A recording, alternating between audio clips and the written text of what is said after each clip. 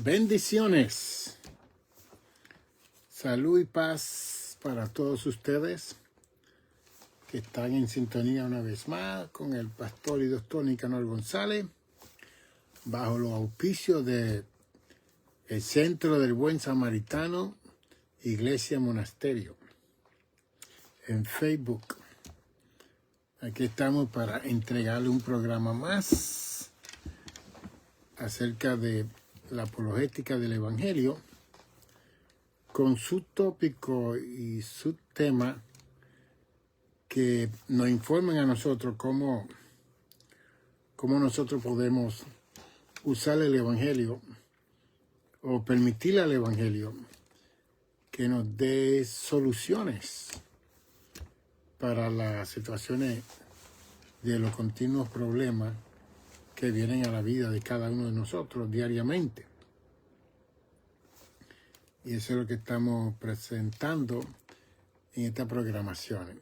Esperamos que aquellos que están presenciando estas programaciones y oyendo estas programaciones puedan ser enseñados, capacitados, doctrinados en la enseñanza que le estamos presentando acerca de el Evangelio de Jesucristo. Y que estamos mirando desde Génesis hasta Apocalipsis todo lo que tiene que ver con el Evangelio de Jesucristo. Y entonces el subtema que tiene que ver con la perspectiva del problema. Y que estamos hablando de cómo solucionar los problemas, cómo resolver los problemas, que usualmente se inician de nosotros, vienen de nosotros y envuelven a otras personas y a otra familia y a otro individuo, y que siempre hay algo que tiene que ver con nosotros. Y en este particular, en un proceso profesional terapéutico, nunca se busca culpable. Y la palabra culpable no se usa en el proceso psicoterapéutico. Aún aunque la persona esté diciendo que es culpable de, se usa más la palabra tomar responsabilidad de el hecho, la acción, las palabras y lo que uno tuvo que ver con la situación de cualquier problema que venga a nuestras vidas. Y eso es lo hermoso y lo maravilloso del proceso psicológico, que el proceso psicológico no anda buscando culpable para señalar, sino para traer luz, un señalamiento de investigación de causa, para que la persona entonces pueda cambiar su derrotero de vida y pueda hacer decisiones informadas, con una capacidad y una evidencia que lo lleve a una dimensión, a un paradigma diferente de su vida. Y hace 2 días comenzamos a hablar de que el problema que nos viene a nosotros tiene que ver con la perspectiva de cómo uno ve ese problema, cómo se desarrolla, cómo se manifiesta. Y entonces, de acuerdo a la perspectiva que uno tenga de la situación, uno puede decir que es un problema. Sin embargo, una evaluación de proceso terapéutico profesional, posiblemente se disipe esa palabra de problema y se pueda hacer la distinción que quizá la perspectiva que tenía la persona de dicho problema no es un problema, sino que tiene que ver con una situación personal única mía que yo tengo que procesar y aceptar. Y que hemos dicho que muchas veces cuando estamos envueltos en una situación del supuesto problema, usualmente la persona que está adentro no puede ver soluciones, no puede resolver. porque precisamente lo que le agobia continuamente es la percepción equivocada que tiene la persona de la situación que le llaman problema. ¿Ve? Y ahí es donde tenemos que entender esta dinámica. Porque yo le he dicho a ustedes que los problemas tienen una variante de situaciones y ahora le estoy diciendo que la percepción que nosotros tengamos tiene que ser evaluada y que si esa percepción lo lleva a usted a decir tengo un problema, entonces hay que evaluar no el problema, sino la percepción como usted vio, olió, gustó, oyó y tocó cualquier situación que hoy en día usted la considera como un problema existencial de su vida. Y como le hemos dicho y le hemos mencionado, la repetición es buena porque la repetición es la que crea el aprendizaje. Así que si ustedes me ven repitiendo algunas palabras, algunos incisos que ya se ha mencionado, así que ven escala la enseñanza.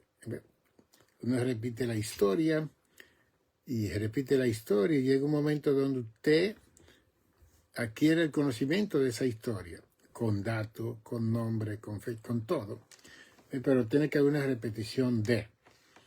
Igualmente en este proceso, que todos ustedes me están viendo, como un maestro dándole unas clases de introducción a psicología bajo un proceso psicoterapéutico de resolución de conflictos, pero en este particular no es conflicto, sino de resolución de problemas.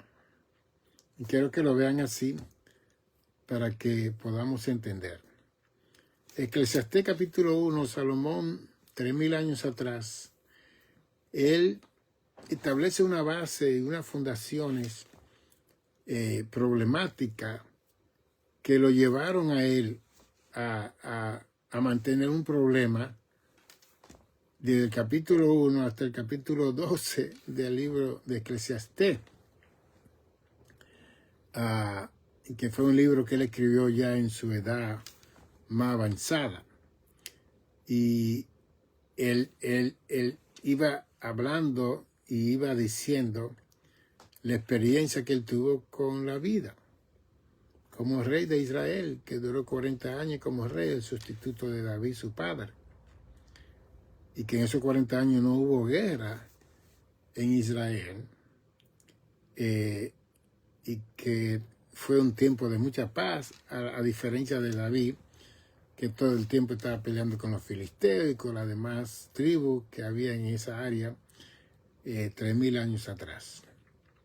Entonces Salomón, en el verso 17, él dijo que él dedicó su corazón a conocer la sabiduría y también a entender las locuras y los desvaríos.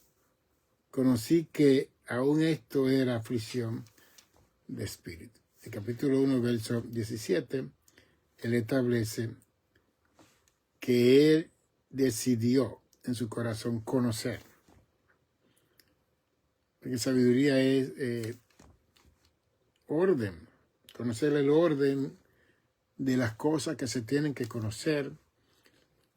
Y él pudo ver que eso fue aflicción de espíritu para él, el conocer tanto de lo que tenía que conocer, a tal grado que para aquel entonces, 3000 años atrás, él se convirtió en el hombre más sabio de su tiempo y de su época. Y él habló sinceramente en el verso 1 del capítulo 2. Él dice, dije yo en mi corazón, ven ahora, te probaré con alegría y gozará de bienes. Mas aquí esto también era vanidad. Así que él decidió adquirir sabiduría, conocimiento y vanidades y bienes, y fue un hombre súper rico en su entonces en ese lugar. ¿Ve? Entonces, toda la experiencia que él tuvo, él ahora la escribe en el libro de Eclesiastés. Y la pronuncia para evitar que yo entre en esa misma situación, para evitar que usted entre en la misma situación que él entró. Entonces, tantos millones y billones de gente que tienen la Biblia en su casa, pero no le entran, no la practican, no ven los modelos y los ejemplos, como dice 1 Corintios 10, que toda esa cosa que le ocurrió a Israel es para que nosotros conozcamos, para que no hagamos lo que ellos hicieron. ¿Bien? Y que continuamente Salomón estableció todas las cosas que él adquirió y llegó a tener 1000 mujeres, 300 concubinas y 700 esposas, 1000 mujeres. Y cada una de esas mujeres tenían su casa, tenían sus dioses, sus estatuas, sus ritos, su ceremonia, tenían su creencia, porque él buscó mujeres de todas las naciones de aquel entonces. ¿Ve?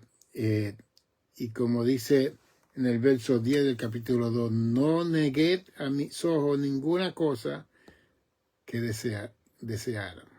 Me aparté mi corazón de placer alguno, porque mi corazón gozó de todo mi trabajo, y esta fue mi parte de toda mi vida, o mi faena.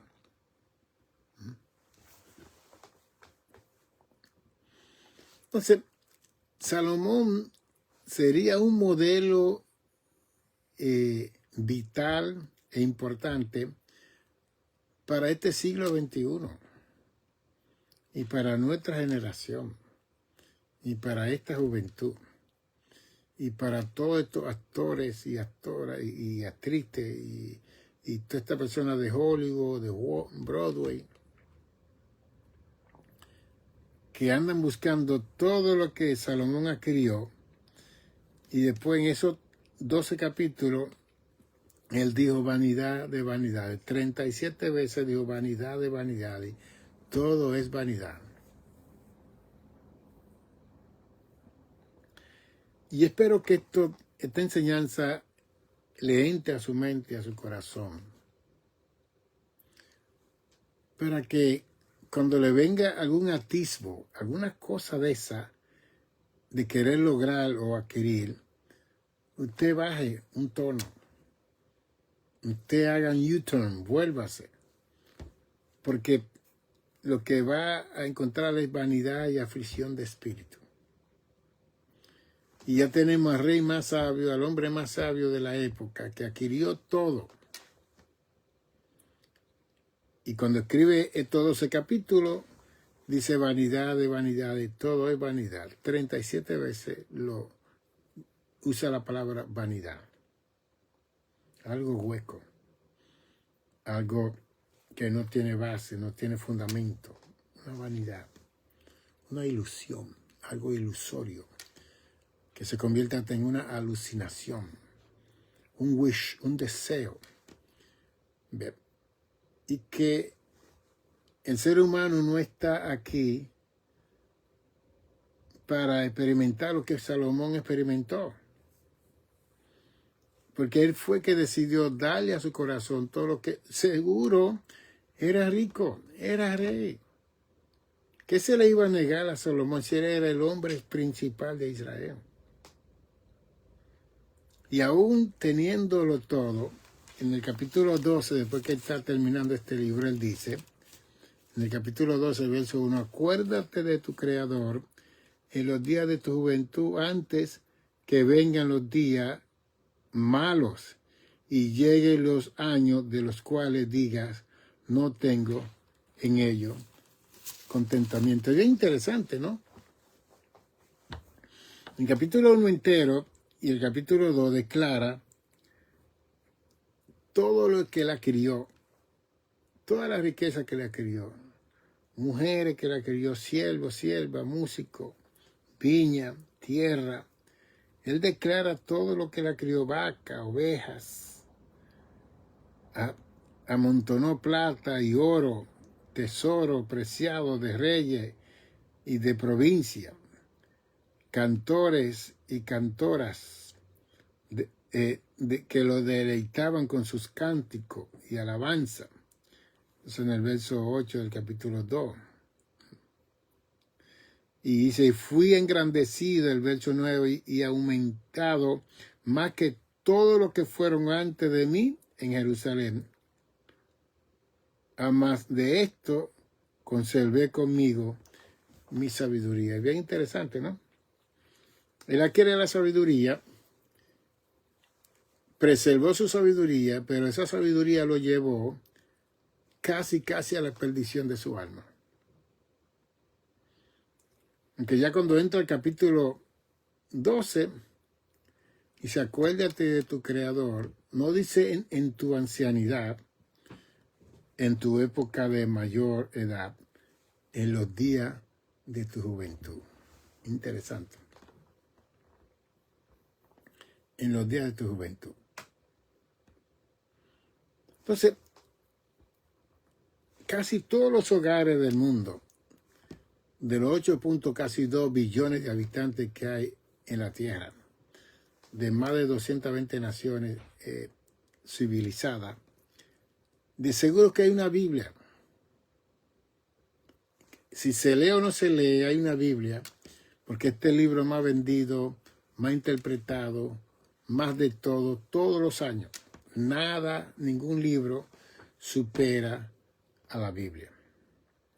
Y ha sido el consejero, el guiador, la brújula para todos los asuntos eclesiásticos del mundo entero.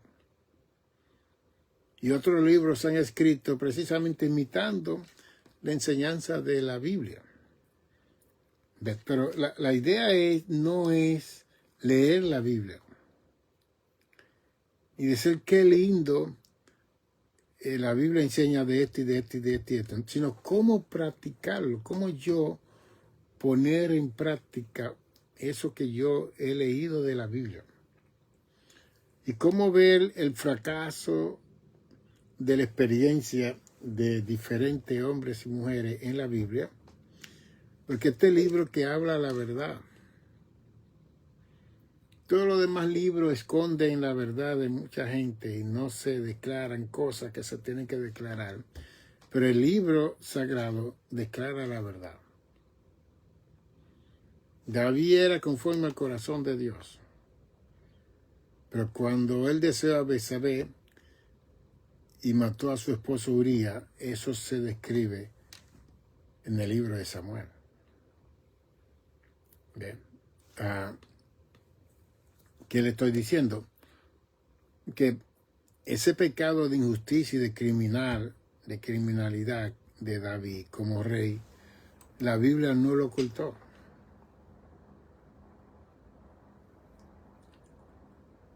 Y el salmista David fue un hombre que escribió como 73 salmos. Casi más de 2/3 partes de los salmos. Sin embargo, cuando él comete su error, la Biblia habla de ese error. Habla de esa experiencia. Salomón siguió ese patrón de su padre David, porque entonces el jovencito, Dios se le revela en un sueño y le dice, pide para ti lo que tú quieras. Dios le dio un cheque en blanco a Salomón. Y él dijo, lo único que te pido es sabiduría, conocimiento. Este pueblo es grande, estoy joven, soy un mancebo. Yo no tengo la capacidad de dirigir a este pueblo. Y Dios dijo, por cuanto no pediste riqueza, mujeres, ni gloria para ti, te voy a dar toda la sabiduría y te voy a hacer rico. Es que la riqueza vino por la desobediencia de Salomón con Dios. Pero en medio de esa riqueza y sabiduría, Salomón se desvió. Entonces el capítulo 1 y 2 de Eclesiastés describe ese desvío que él tuvo. Qué sincero, qué honesto. Le dio testimonio de que toda la experiencia problemática que él tuvo en su vida existencial no produjo bien para él, sino aflicción de espíritu, envidia, celo de los demás. ¿Ve? Pero a la misma vez él está asumiendo su responsabilidad. ¿Ve? Él está hablando de una forma filosófica en estos primeros capítulos de Eclesiastés y aún en esos 12 capítulos. Y a la misma vez él está asumiendo la responsabilidad, porque entonces cuando él está terminando el capítulo 12, él dice eso. El fin de todo el discurso, Eclesiastés 12:13, oído es este: teme a Dios y guarda sus mandamientos, porque esto es el todo del ser humano. Porque Dios traerá toda obra a juicio, juntamente con toda cosa encubierta, sea buena o sea mala. Eclesiastés 12, 13 y 14. Así que vemos un U-turn, como le llamamos. Vemos que se arrepiente. Que arrepentirse es dar media vuelta. Arrepentimiento es dar media vuelta. Y él dio media vuelta ya terminando este último libro que él escribe, ya en su edad avanzada. Y él reconoce y le dice a la juventud que se acuerden de Dios en sus días de juventud, donde están llenos de vigor, de energía, para que cuando lleguen esas edades no tengamos lamentaciones y suframos la consecuencia de. Y ahí conectamos con la situación que estoy presentando desde la perspectiva del problema. Bien. Toda persona que nace en el planeta Tierra va a tener problemas. Individual, personal, con la familia inmediata, que papá, mamá y hermanos y hermanas, con la familia extendida, que son los primos, los tíos, con las amistades, que son las personas que se relacionan con usted y conmigo, y en fin, con toda la existencia humana aquí en esta tierra. Yo le decía a mi esposa ayer que tener hijo, tener hija, es como criar pequeños diosesitos aquí en la tierra. Porque cada niño que nace y cada niña que nace tiene su libre albedrío, su libre voluntad. Y que mientras ellos están pequeños, ellos se someten al papá y a mamá y a las autoridades que lo están criando. Todo es una gloria. Hasta que entran a la adolescencia. Comienza esa libre voluntad, ese libre albedrío a tomar lugar en la vida de ellos. Y ellos comienzan a hacer decisiones que no es consultada con papá, ni con mamá, ni con el tío, ni con el abuelo, ni con el pastor, ni con nadie. Y esa libre voluntad la dio el Creador, que nos creó, de acuerdo a Génesis 1:26, a su imagen y semejanza. Entonces, todas las personas que están criando dioses pequeñitos. Y después, cuando están en la adolescencia de 11 a 18 años, que comienza ese desarrollo total y completo de ellos y ellas, los padres no conocen a los hijos de la forma que comienzan a manifestarse. Entonces, todo eso está bajo una percepción que en este particular tiene que ver con el conocimiento que tiene que tener papá y mamá de los cambios que van a ocurrir de la edad cero en ese niño y esa niña hasta que ese niño y esa niña crezca, se case o se vaya de la casa. Bien. Entonces, la mayoría de nosotros nos casamos, comenzamos a procrear hijos e hijas sin la capacidad adecuada, apropiada del conocimiento que tenemos que saber y tener acerca por lo menos de las diferentes etapas que pasa un ser humano en su desarrollo humano. Por eso estamos hablando de percepción. Bien. Entonces, padres que no conocen cómo criar, ¿qué usted cree que va a suceder en esa casa? Y después si hay 3 hermanos, 4 hermanos, 5 hermanos, 20 hermanos, 15 hermanos, 10 hermanos, como yo conozco familia. Y cuando son muchos en la familia, comienzan los abusos sexuales, verbales y físicos. Esas 3 cosas que ocurren dentro de la familia. Entonces automáticamente esos niños se van criando en esa casa, pero en una forma disfuncionales. Entonces ya automáticamente esos niños, esas niñas están traumados en sociedad. Después ellos se exponen a la sociedad y a tener relaciones con otras personas de sociedad. ¿Y qué usted cree que ellos van a traer a esas relaciones? Los traumas. Y aquel o aquella que quizás no pasó por lo mismo va a tener que lidiar con una situación que él o ella no puede resolver y solucionar. Porque tiene que estar en manos de gente profesional para resolver esas situaciones. Entonces, ¿qué le estamos diciendo? Que estamos en un mundo enfermo. Todos nosotros tenemos un déficit de una situación en la vida de nosotros. Todos nosotros. El más santo, el más puro, el que más ayuna, el que más ora, el que más... Estamos en una disyuntiva de situaciones que están propensos a divulgar, manifestar un problema. Por eso yo escribí este libro, Conócete a ti mismo, físicamente, emocionalmente y espiritualmente. Y en base a esto que estoy hablando, conócete a ti mismo físicamente el cuerpo, emocionalmente el alma y espiritualmente el espíritu. ¿Ve? Entonces, que por lo menos, aunque no conozcamos todos los traumas y todas las crisis, porque para eso hay que estar en terapia, el profesional, invertir dinero, para por lo menos uno ubicarse, a ver qué fue lo que afectó a uno en la edad temprana. Ahora le hablo como un psicoterapeuta licenciado del estado de Nueva York, que hay muchas personas que desde el vientre están traumatizados.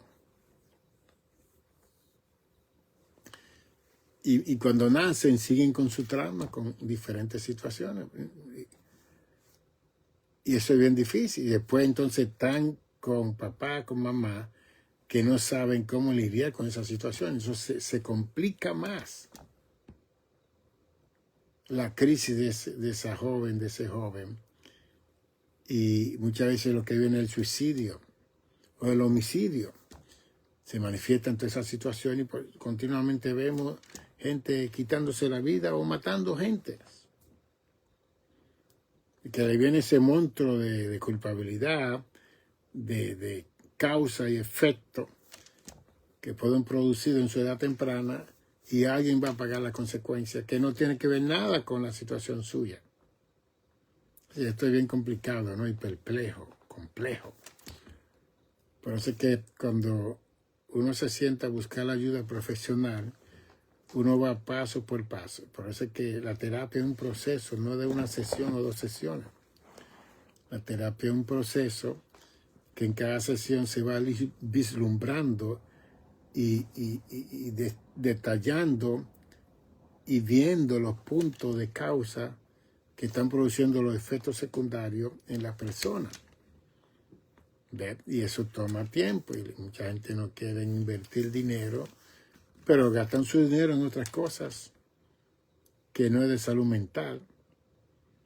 Y aquí en los Estados Unidos, 50 estados, 330 millones de habitantes, más que nunca se está hablando de la salud mental. Y se ha alocado billones de dólares para personas como nosotros, profesionales con licencia, para poder ayudar a esta sociedad. Toda esta criminalidad que hay de escuela, en las escuelas, muchachos jóvenes, adolescentes, tomando ametralladoras y matando a su prójimo como si fuera nada. Hubo un déficit, hubo una enseñanza equivocada, hubo un abandono de papá, de mamá, hubo una situación, este niño, esta niña, que llega a la adolescencia y entonces decide quitarle la vida a un grupo de personas. ¿Ve? Entonces, la salud mental lo que hace es que ayuda a que un profesional pueda ver los síntomas para evitar esa clase de tragedia que van a acontecer en la vida de la persona. Bien, cuando uno ve los síntomas, entonces uno trata con los síntomas para crear conciencia en esa persona que estos síntomas pueden producir X acción y que esa acción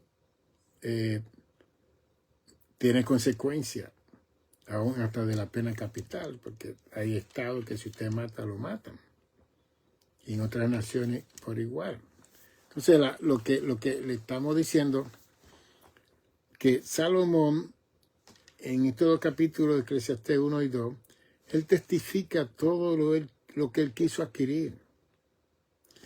Y me llama la atención el verso 12.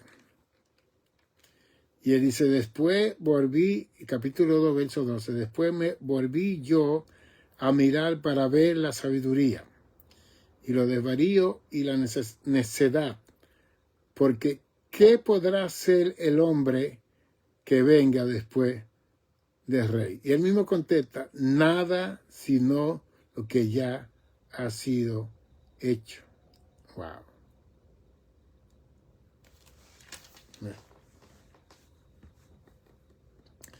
Y yo siempre de jovencito he leído Proverbios, Eclesiastés y Cantar de los Cantares. Y hoy en día entiendo que cada libro de Salomón representó una época de su edad. Cantar de los Cantares, lo vemos a él como un jovencito detrás de una morenita sulamita, enamorándola y buscándola por todo el desierto. Proverbio ya lo vemos en la edad media, a los 40 años, escribiendo esos 31 proverbios. Entonces escribió miles de proverbios, pero se registraron esto. Y en esa edad media él trae más conciencia de su vida de la edad media. Pero ya Eclesiastés, los finales, es como la experiencia consumada y ya estoy en una edad donde debo de hablar la verdad de mi experiencia con la sabiduría, con el conocimiento que Dios me había dado y cómo yo lo mal usé. Lo usé bien y lo usé mal. Porque un hombre que decide tener 300 concubinas y 700 esposas, 1000 mujeres, no está bien de la cabeza. En que una sola es suficiente. Y que la historia registra que él tenía como una ciudad para estas 1000 mujeres que él tenía.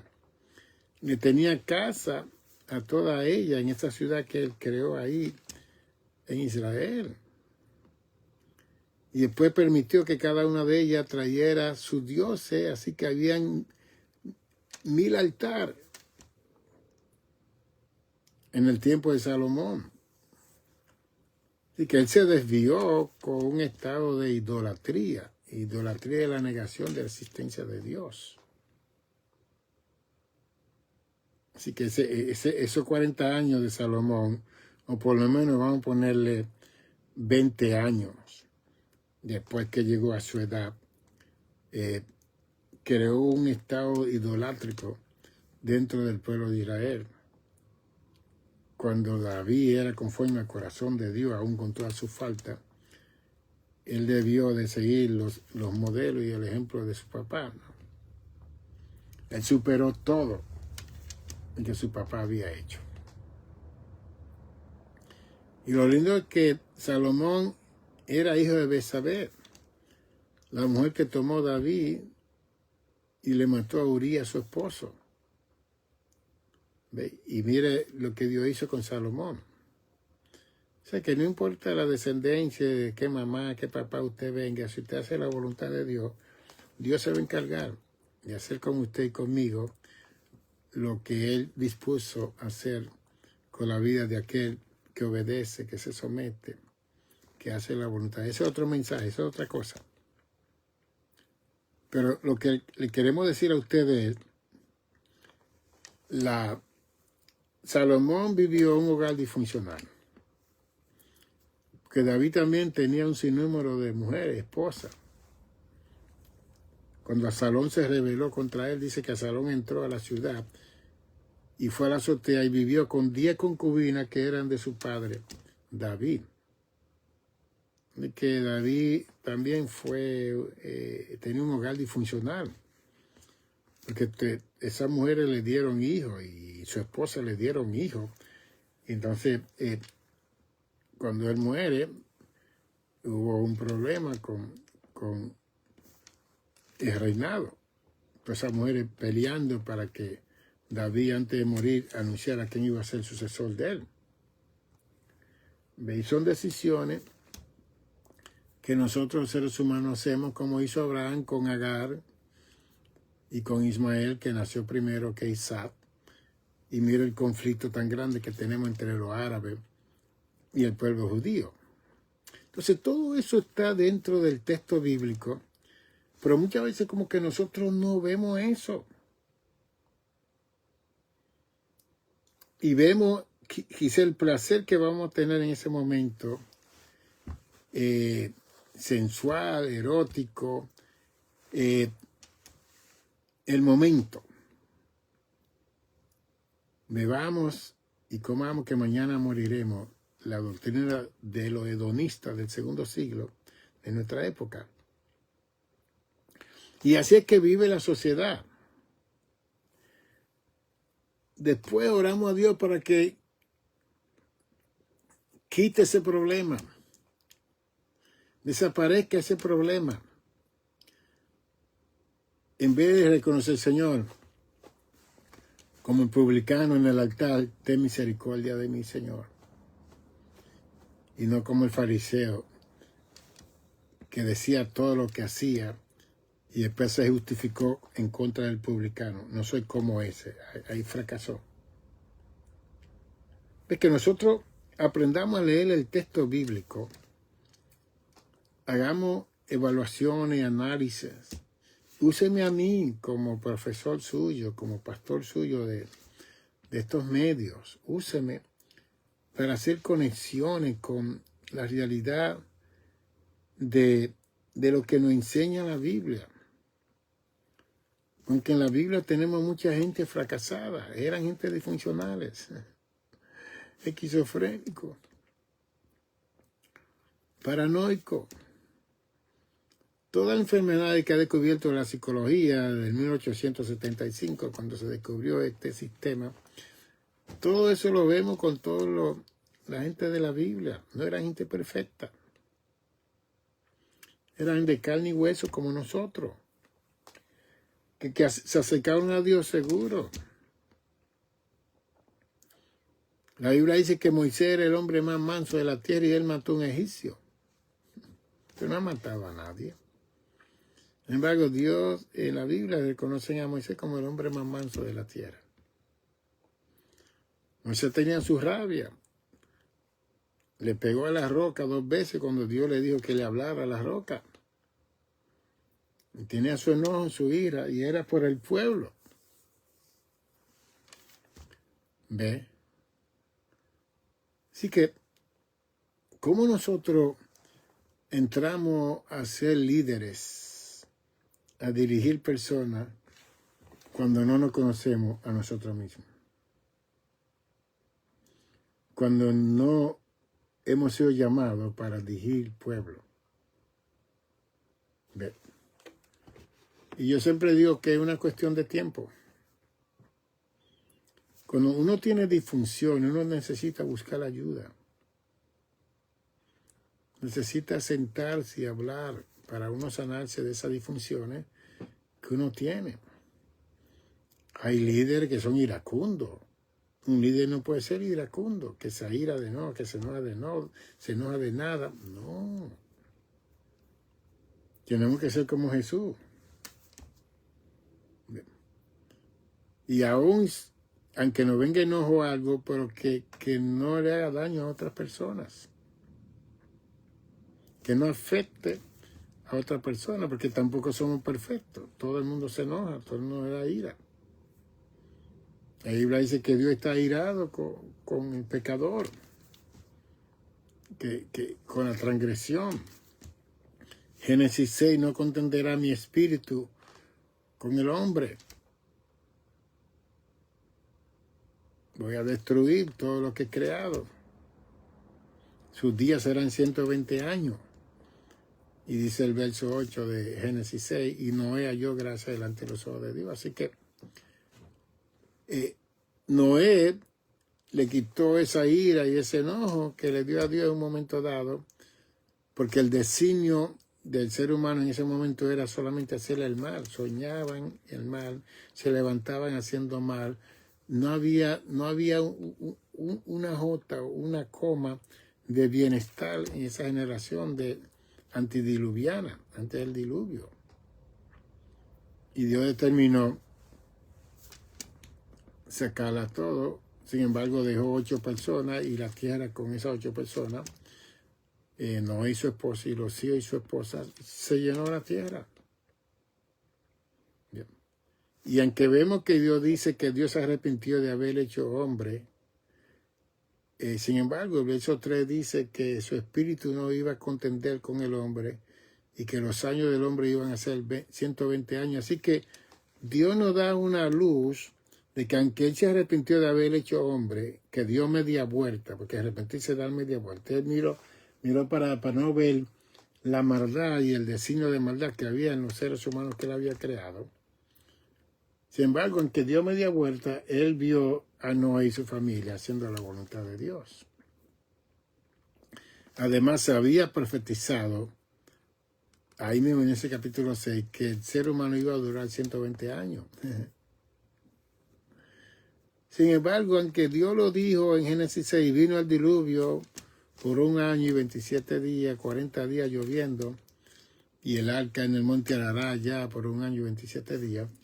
No obstante, Noé duró 950 años de vida en la tierra, cuando Dios había dicho que eran 120 años que iba a durar. Para que ustedes vean, el que agrada a Dios, el que sirve a Dios, no le aplica sentencia que Dios establece para la gente que hace el mal y los que son injustos. No se aplica. Bien, no se aplica.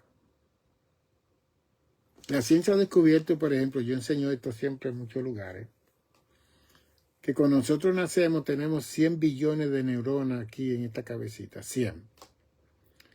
Algunos años atrás descubrieron 20 billones más de células.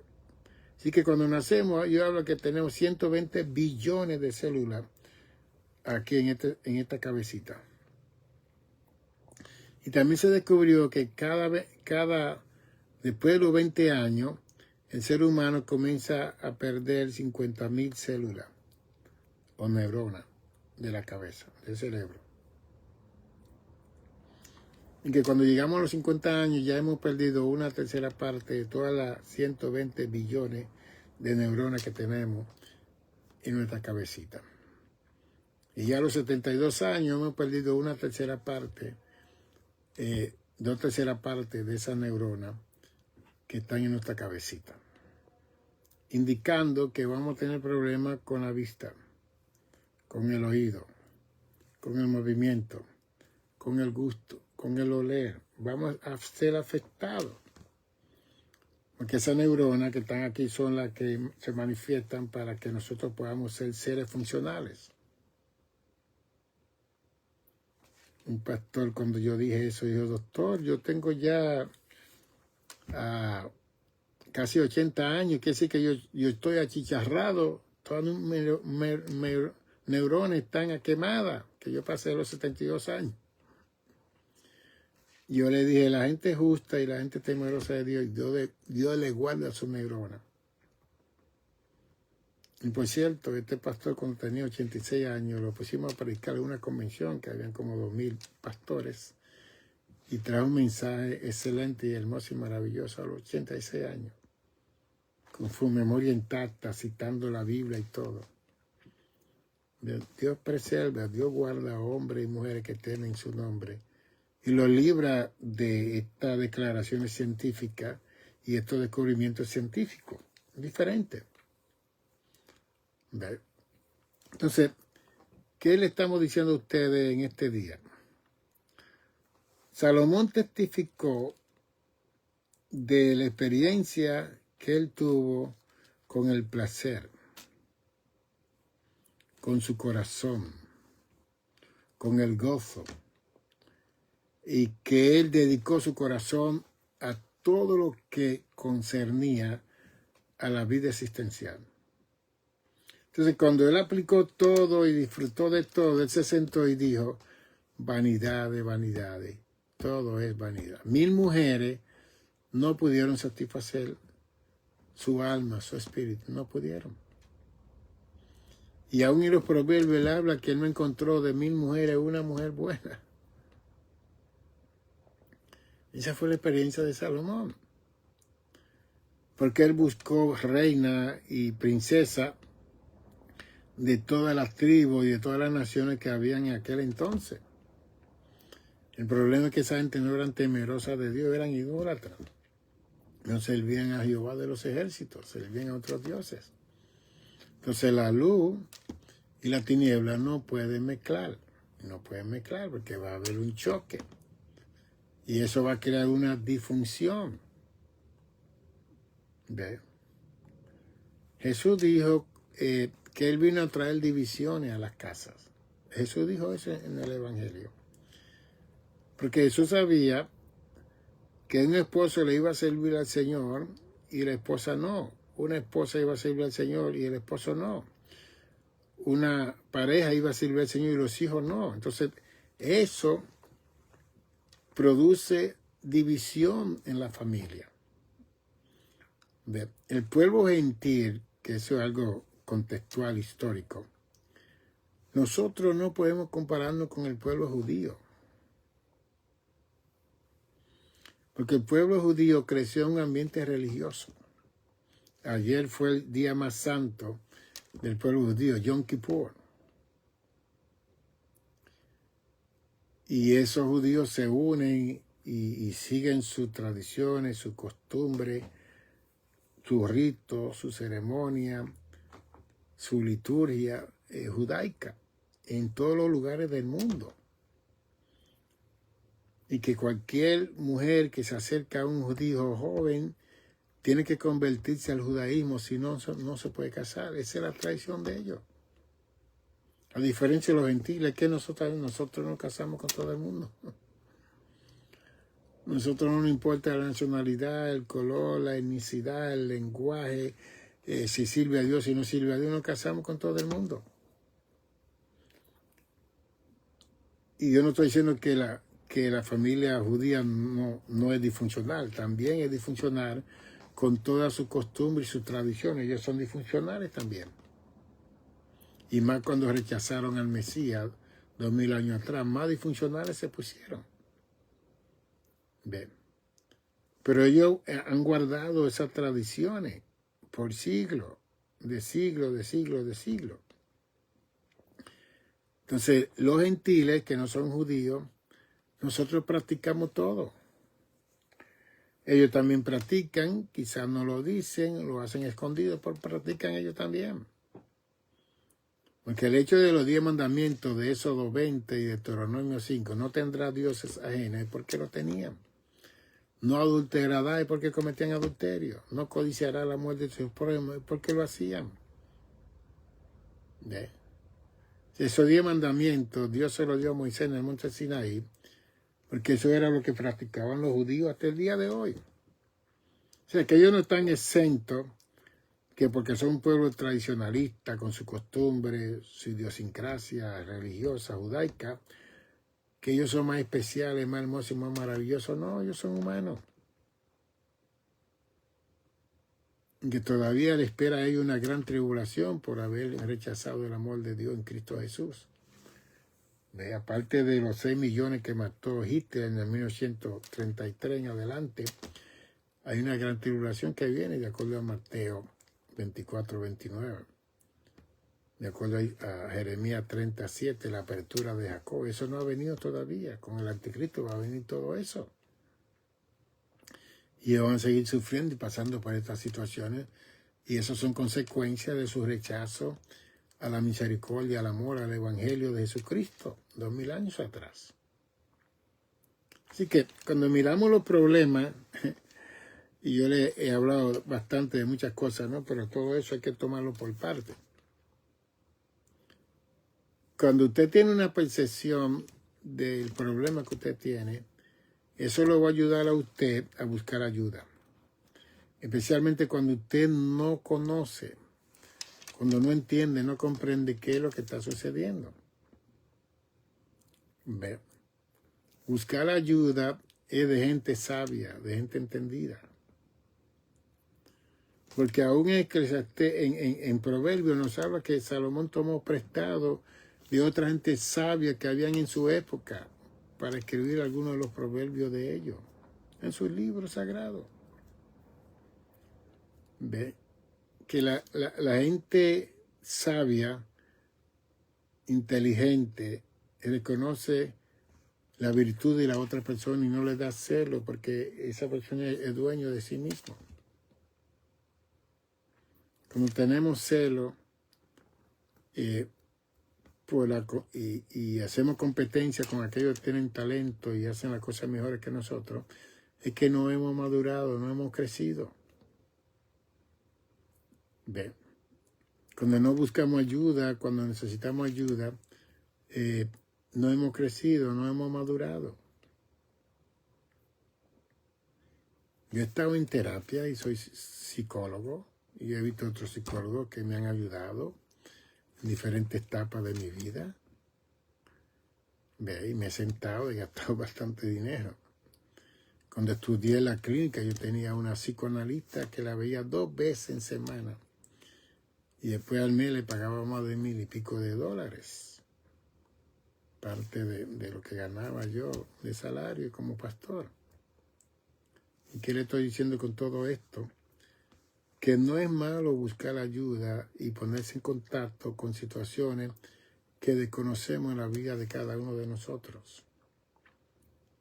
Qué bueno que nos paremos para establecer parámetros, boundary, frontera, límite, para no estrellarnos y no hundirnos y no destruirnos.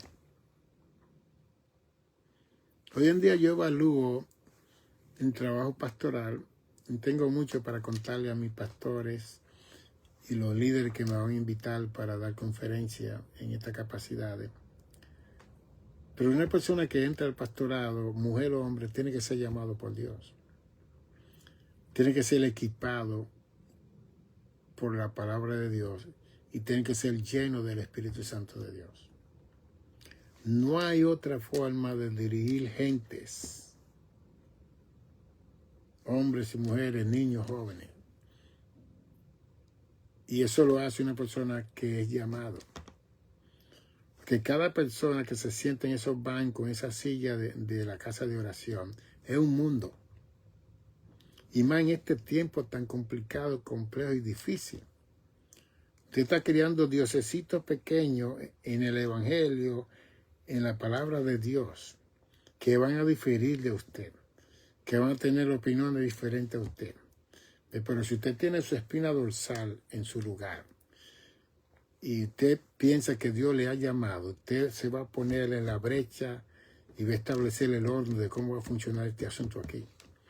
Y luego compartiendo la visión y la gran misión y la gran comisión de Mateo 28, 19 y 20 de evangelizar la comunidad y establecer el orden y compartir la visión para que el grupo también den input, como le decimos en inglés, también ellos den su parte para desarrollar la visión, para cumplir la misión de la comunidad de la iglesia. Eso está bien. ¿Ve? Porque Dios trabaja en comunidad, para la comunidad, por la comunidad, en la comunidad. Y que dentro de esa comunidad Dios llama a hombres y mujeres que se unan para alcanzar toda la comunidad. Esa es la forma de Dios. Pero el líder que está al frente tiene que ser llamado por Dios. La líder, si es mujer o hombre, tiene que ser llamado por Dios. Y cuando dice Efesios 6:12 que nuestra lucha no es contra carne ni sangre, sino contra principados, potestades, contra gobernadores de las tinieblas, contra huestes espirituales en las regiones celestes. ¿Usted se cree que eso es fácil? Que mientras ese hombre y esa mujer están ministrando, hay una fuerza del mal que lo quiere destruir en todas las formas. Quiere sacarlo de quicio en todas las formas. Quiere crear problemas en todas las formas. Y por eso es que nuestra devoción, nuestra dedicación tiene que ser hacia Dios, por Dios y en Dios. Y como yo le decía a mi congregación, si yo no tengo tiempo para estar delante de la presencia de Dios, yo no tengo tiempo para ninguno de ustedes.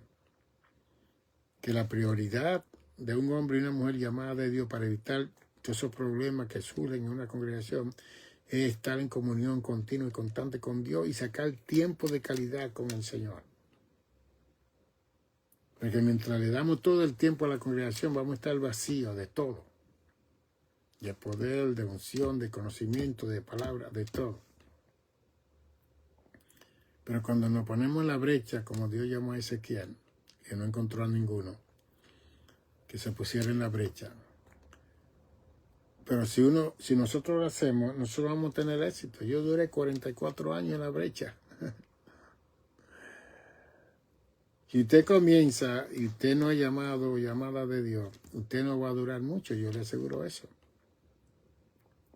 Porque tarde o temprano va a haber un choque, un déficit, va a haber una situación que va a causar que usted no siga en esa área ministerial. Entonces todo eso hay que corregirlo a tiempo. Y aún es como las personas que se casan porque le gustó la muchacha o el muchacho, pero no se aman, pero se casaron. Y con el tiempo aparece el enamoramiento y aparece el amor, pero va a durar un tiempo.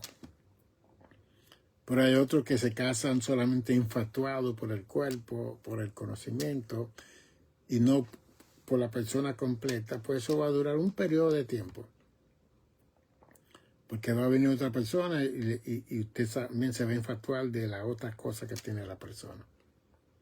Así que cuando miramos los problemas tienen sus percepciones.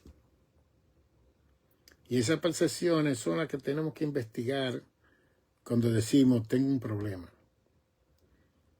Ok. Se define el problema, se describe el problema, se especifica el problema y se describe el problema y se concluye el problema. Como yo le voy a enseñar las 10 preguntas que se hacen cuando surgen situaciones problemáticas, pero las estoy combinando con situaciones disfuncionales que nosotros tenemos. Así que se complica toda esta enseñanza porque hay que tomar todo esto por parte para que podamos conocer, por lo menos no entender posiblemente, porque hay que ir a la escuela, estudiar un doctorado, hacer una tesis doctoral, como yo le he hecho, para conocer un poquito más la conducta humana. Pero por lo menos este libro, si lo manda a buscar, Conócete a ti mismo físicamente, emocionalmente y espiritualmente, o puede venir a mi casa y comprarlo. Yo tengo miles de libros de esto aquí. ¿Ve? Este libro le ayudaría para esta conferencia que le he presentado en este día. Si no, me escribe nicanor55@gmail.com. Ese es mi email. Mi correo electrónico nicanor55@gmail.com.